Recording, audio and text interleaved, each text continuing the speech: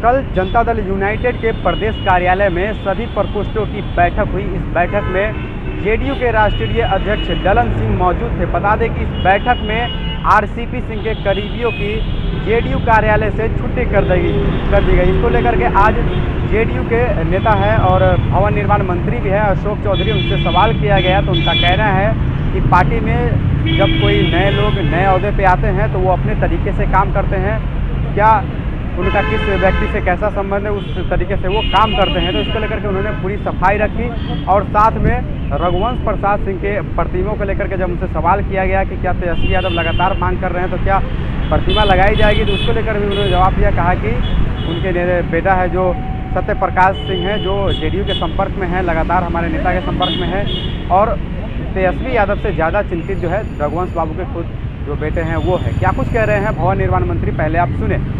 अध्यक्ष बैठक किए थे और बहुत तरह के बातों को उन्होंने रखा। क्या किस तरह से पार्टी काम कर रही है, काम करेगी? देखिए, पार्टी जब नए लोग आते हैं तो अपने तरीके से सिस्टम को और संगठन को अपने अनुभव के हिसाब से चलाने का प्रयास करते हैं। तो हम समझते हैं राष्ट्रीय अध्यक्ष ने नए तरीके से नई चीज़ों को और कसने का प्रयास किया है संगठन को, और अपने तरीके से संगठन को और ताकत देने का प्रयास कर रहे हैं और उसी के कड़ी में उन्होंने कुछ चेंजेस किया है।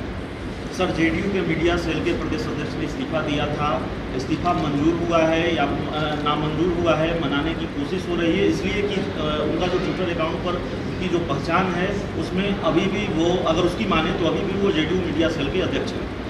नहीं, मीडिया सेल का इस्तीफा मंजूर हुआ है या नामंजूर हुआ है इसकी अभी हमको जानकारी नहीं है, तो संगठन के माननीय प्रदेश अध्यक्ष बता पाएंगे ना कि क्या हुआ। और कभी कभी कुछ होता है, जैसे कि मान लीजिए कि हम ही बहुत दिन तक कांग्रेस में थे तो हमारा ही ट्विटर अकाउंट कांग्रेस का रह गया था, बहुत दिन बाद 2 महीना बाद बदलाया था, तो ये तो बहुत बड़ी बात नहीं है, बहुत बात है। लेकिन ये है कि कोई व्यक्ति पार्टी में काम किया मीडिया सेल के अध्यक्ष के रूप में तो उसकी तो अपनी पहचान है ही है ना। तो ऐसा थोड़ी है कि कोई अब मीडिया सेल से हट गए तो जिम्मेवारी किसी को मिलती है, फिर कोई दूसरी जिम्मेवारी उनको मिलेगी। अमरदीप जी की भी बहुत भूमिका रही है चुनाव से लेके अभी तक में मीडिया में। उनको कोई माननीय राष्ट्रीय अध्यक्ष जी और प्रदेश अध्यक्ष जी कोई और जिम्मेवारी देंगे, उनको कोई और नई जिम्मेवारी मिलेगी, कोई नए लोग उसमें आएंगे। तेजस्वी यादव ने मांग किया है कि रघुवंश प्रसाद सिंह की मूर्ति और रामविलास पासवान की मूर्ति लगाने का राजकीय समारोह।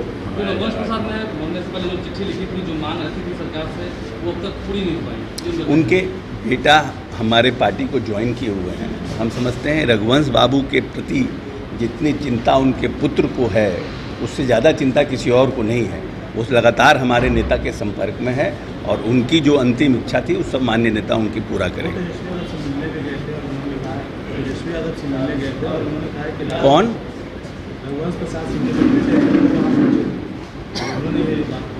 हाँ ठीक है, संपर्क में हैं, जो भी होगा उसको वर्कआउट किया जाएगा।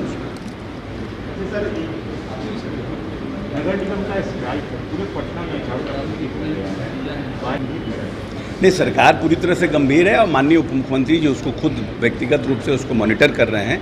स्ट्राइक हुआ है, उसको कैसे समस्या का निदान करें उसके ऊपर कार्य चल रहा है। चिंतित सरकार चिंतित है और सरकार के संज्ञान में है। तो सुना आपने भवन निर्माण मंत्री को, जो सारी बातों पर अपनी सारे सवालों से पर्दा उठाया और कहा कि जिस तरह से ललन सिंह काम कर रहे हैं, पार्टी में नए अध्यक्ष बने हैं, वो अपने तरीके से काम करते हैं, कहीं कोई कुछ गड़बड़ी नहीं है। लगातार जो है विपक्ष जेडीयू पर हमलावर रहती है कि जेडीयू में सब कुछ ठीक नहीं है। इसको लेकर के कहीं ना कहीं अब पर्दा उठ गया है। जो नए जो राष्ट्रीय अध्यक्ष बने हैं ललन सिंह, वो अपने तरीके से काम करते हैं। बता दें कि कल कई ऐसे नेता हैं जो आरसीपी सिंह के बेहद करीबी हुआ करते थे, उनको जो है पार्टी से बाहर भी किया गया और ओहदे से बाहर किया गया। क्या कुछ होता है बिहार की राजनीति में, आपको हम सारी बातों से अपडेट रखेंगे। तब तक के लिए नमस्कार।